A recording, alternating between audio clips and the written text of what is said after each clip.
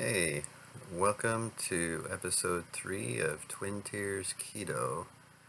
Today I'm answering questions from Mark. Mark had 3 questions that he posted on the group. First question had to do with mayonnaise. The Hellmann's mayonnaise, for example, has sugar added to it. So what would be a good mayonnaise to use? Even though the Hellmann's says that it doesn't have any carbs. With sugar being one of the ingredients, yeah, I would tend to want to stay away from it also. Hellmann's and a lot of other mayonnaises also rely heavily on soybean oil.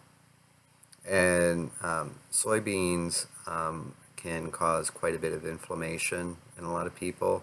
Is another something to stay away from. Any of the vegetable oils like corn oil, canola oil, soybean oil, peanut oil, those are things to stay away from because they have a very high level of omega-6s, which can cause inflammation. You want a higher level of omega-3s. That's where the olive oils come in good, the coconut oils, and the avocado oils.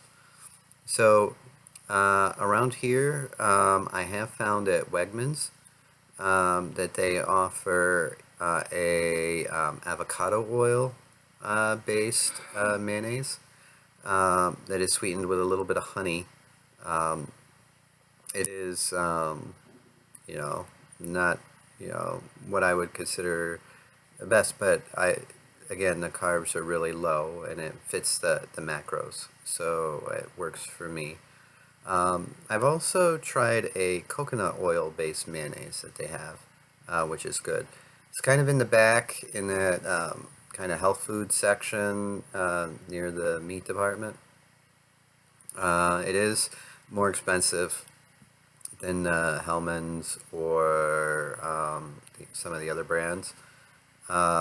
So if you need to have mayonnaise, you can try the other brands and see what works for you. If it's not causing you any problems, then it should be okay.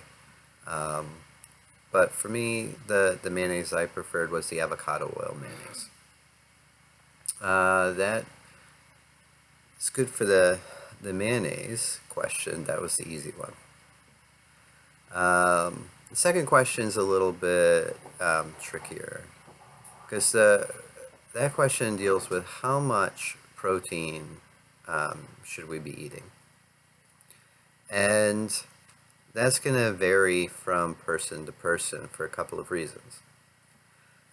The first reason, of course, is your goals. Are you looking to maintain what muscle you have, or are you looking to add more muscle? If you're looking to add more muscle, your protein requirements are going to be a little higher. If you're looking to maintain your muscle, it'll be a little less. The equations that they use require you to know some information which is really unlikely for you to know. Usually they start by saying it should be 0.8 times your lean mass. So our scales just tell us our mass, not our lean mass, right? We don't know what our fat percentage is. We don't know what our muscle mass is. We don't have that information, right? So that makes things a little more difficult. What I found is a little bit easier as a starting point is to take about 100 grams. If you take 100 grams of protein, no more than 20 grams of carbohydrates, right? The rest of your food should come from fat. When you have that kind of background, you'll begin to see whether or not you need to make adjustments, especially if you're diabetic and you're testing blood sugars. If you go over on protein, you may notice that your blood sugars start to run a little higher. Okay?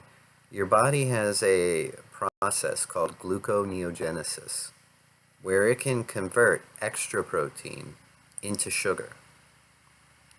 That's a bad thing for me as a diabetic.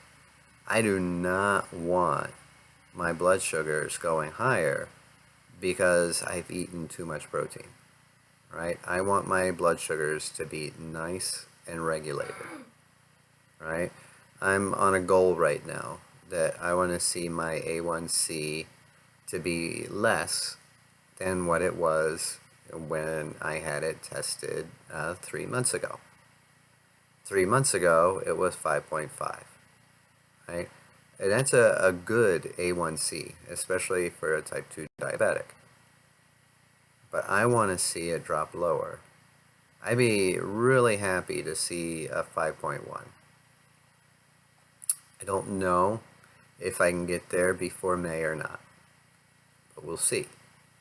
But if I'm going to do that, I have to make sure that I'm keeping the carbs low and the protein in moderation. But it is important that I get enough protein. Because if you don't get enough protein, your body is going to have to get the amino acids it needs to rebuild the cells that are dying from somewhere. And it should be from the protein you eat. If not, that could come from your own lean tissues. Okay? Now, if you're actually following the ketogenic diet, you become fat adapted and you are producing and using ketones, your muscle has a better chance of being spared from that. And then it'll be other lean tissues in your body that could be affected.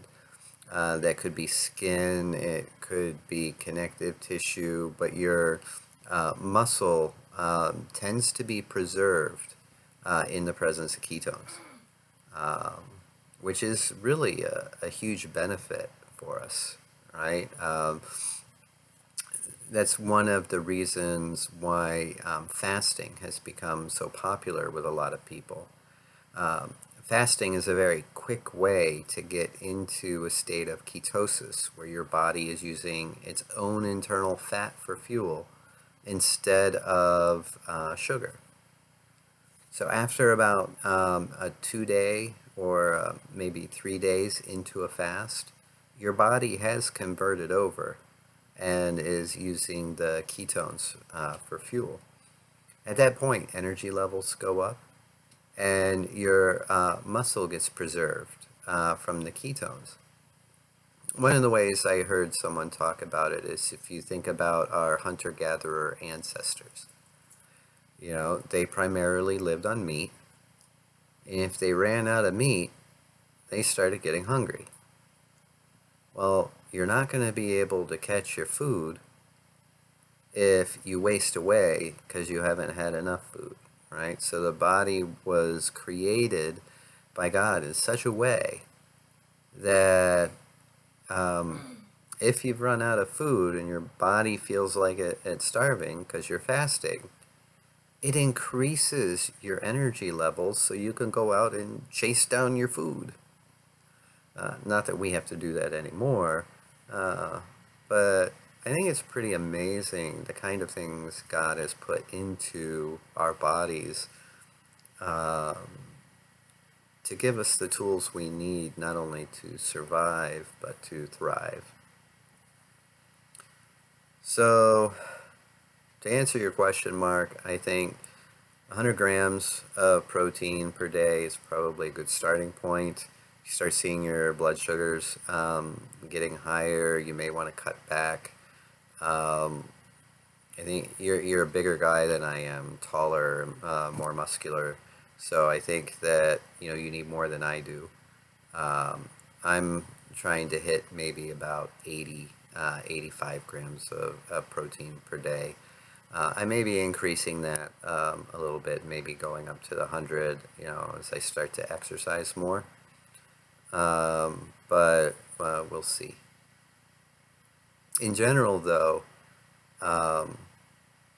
you want to have your number of grams of fat to be at least equal to the amount of protein, you can either do equal to or double.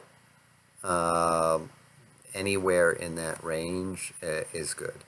Making sure your fats are coming from good sources like butter, coconut oil, avocados, that kind of thing. Even the mayonnaise, if you get the avocado oil mayonnaise or the coconut oil mayonnaise, that is really good.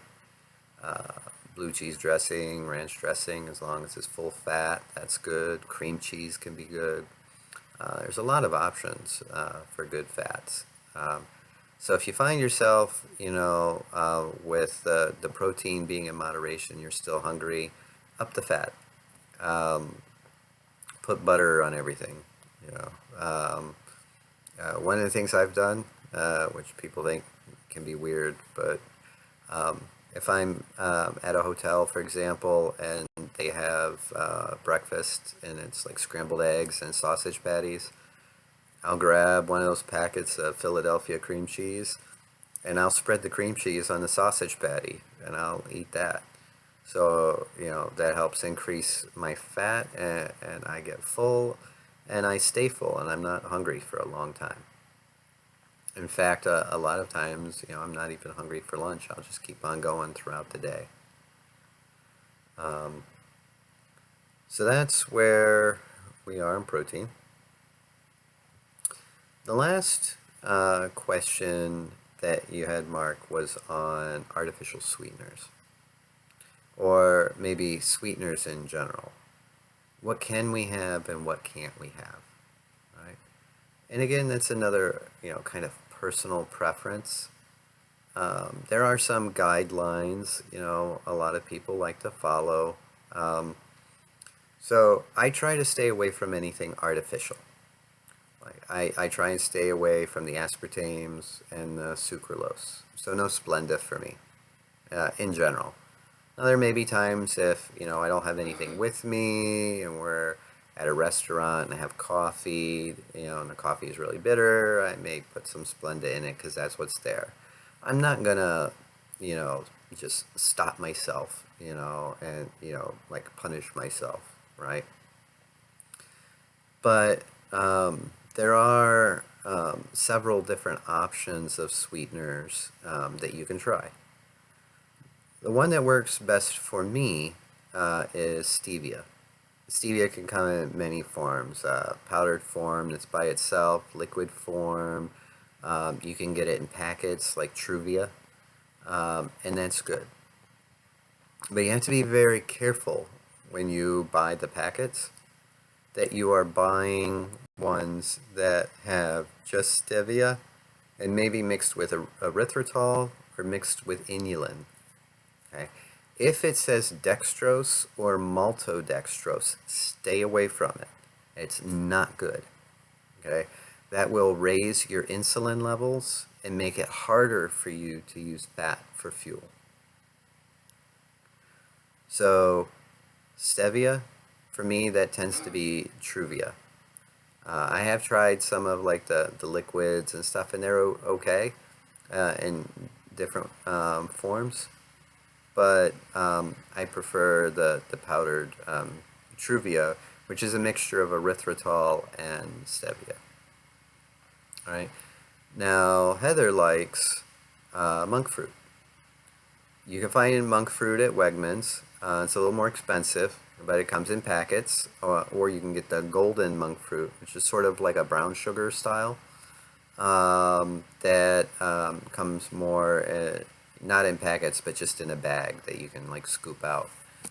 I've had difficulties with monk fruit actually dissolving in liquids, so that's become a problem for that. But in coffee it works well, but some of like the desserts we've made, like if you take heavy whipping cream, put that in a blender, put your sweetener in, whip it up real good, and then maybe add some cocoa powder, maybe some peanut butter powder, and make like a chocolate peanut butter mousse out of it. That can be a really good dessert. Sometimes the monk fruit settles, and doesn't mix in as well. So it's something to watch out for. Other sweeteners that are popular in the ketogenic community would be things like erythritol and xylitol. These are sugar alcohols. They don't affect your insulin levels or your blood sugars. So they're good to have. I haven't tried xylitol, so I can't tell you much about it. I have tried erythritol, and I like it in some things, but I have to be careful. I seem to be sensitive to it. And with a lot of sugar alcohols, you can sometimes get some gastric distress, also known as explosive pants. So be very careful when you're experimenting with that. Don't go overboard until you know how it's going to affect you. Right. But if you start going online and you're looking at different recipes, you'll see xylitol being called for, you'll see erythritol being called for. I've seen the brand Swerve of erythritol at Walmart. You can also order quite a bit through Amazon. Swerve comes in a granular form or like a powdered sugar form. The powdered form works better in the desserts generally. And then xylitol, I know you can cook with it. So you can do baking and different desserts like that. I do have a number of websites or Facebook groups that I go to when I'm looking for recipes in general, some desserts or whatever. Ruled.me is one, RULED, ruled.me, me, right? They do a lot of different recipes, from desserts to main courses, side dishes. One of the things I like from there is their pancake recipe. We can still have pancakes. You just make it with coconut or almond flour with cream cheese and a little bit of maple extract is good in there, and they turn out really well. And then if you've got a good sugar-free syrup, you can put it on. Now the sugar-free syrups are going to have your either aspartame or your sucralose, maybe something like that. You know, if you want to have your maple syrup, that's what's there. Right? You got to do what you got to do if it meets your goals. Right? For me, I have done that to make what I consider like a nut granola, where I'll take chopped walnuts, chopped pecans, chopped whatever other nuts I can find, but not cashews and not peanuts, because they can be inflammatory, right? So walnuts, pecans, and coconut. I'll put macadamia nuts in it. I know there's one I'm missing. Almonds. Slivered almonds are good in it. And what I'll do is I'll pour a bunch of butter over it, some cinnamon, and then, the unsweetened flaked coconut I'll put with it. I'll bake it for a while so everything gets nice and toasted. And then I'll mix some sugar-free syrup with it and some heavy cream. And that'll be like a cereal for me. It's very high in calorie, so I have to make sure you do it in moderation. But it has an awful lot of good fats in it. So that can be a good thing. But it was easy for me to go overboard on it, so I've kind of had to stop doing it. Sometimes, there's just things that you find that you just find you like too much. And, you gotta just say, well, that's going to be a problem. Right? So that's one of those things where, special occasions. right? But there are other websites too, or Facebook groups. If you're really interested in good recipes, I'd highly recommend checking out the Keto Evangelist Kitchen Facebook group. And they have a podcast where Brian Williamson and Carrie Brown will talk about food. Carrie Brown is a very talented, classically trained chef. Was trained in London, and just the nicest person, from what I can tell from the Facebook group and from the podcast. But she has turned her life around doing this high-fat, low-carb, moderate protein diet, the ketogenic diet. And so she is coming up with all kinds of recipes to help people. She has a number of cookbooks out there. I have two of them. One is a holiday cookbook. One is an ice cream cookbook. She made a cookbook full of all different kinds of ice cream recipes that are low carb and high fat. Full, heavy cream. All kinds of flavors. Cinnamon, pecan, chocolates, all kinds of different things. I wish I had an ice cream maker. I bought the cookbook because, I want to get an ice cream maker, but I just haven't done it yet. I know that a lot of those recipes do call for the xylitol, so once I do get an ice cream maker, I'll probably be putting in an order to Amazon to get some of that. But there are a lot of cookbooks out there, a lot of good recipes, and a lot of good groups. So that's one I think that you would find to be really helpful. It's helped me, especially when it comes to the church luncheons that we have, once a month. Coming up with something that works for us can be challenging sometimes. Trying to find something new. It's good, but it's been fun to experiment and find new things. I really liked from Carrie's holiday cookbook the sausage stuffing.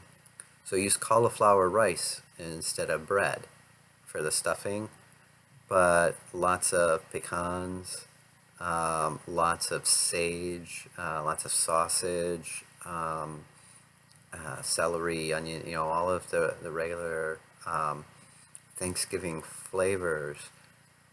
It was just really good. Oh, cream cheese in it too, so it made it very creamy and moist. It was good. So there's a lot you can do out there with the sweeteners or without.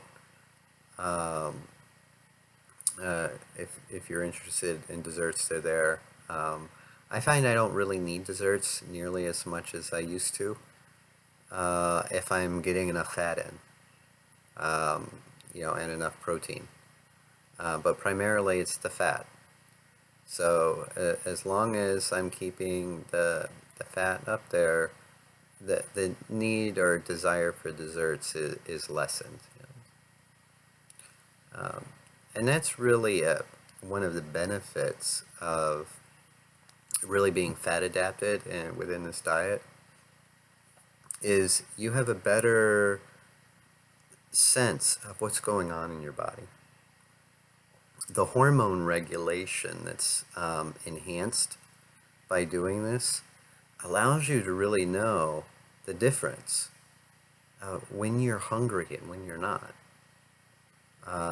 It also gives you a lot of sense of when something affects you poorly or doesn't, right? So you get this really interesting sense of awareness of your own body. That being said, it does not help as much with the emotional eating, right? There are times where I eat and I know I'm not hungry. I eat because I'm trying to satisfy something else inside me, and I'm trying to satisfy that with food, right? That is the truth.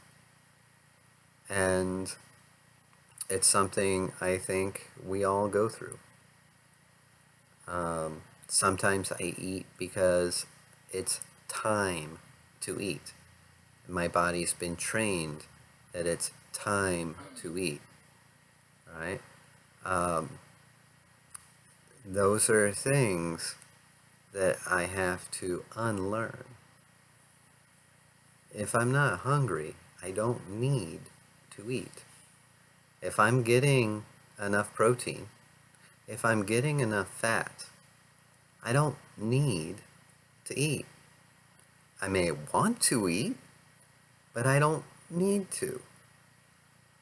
And that's something that's going to be a work in progress for me for a very, very long time.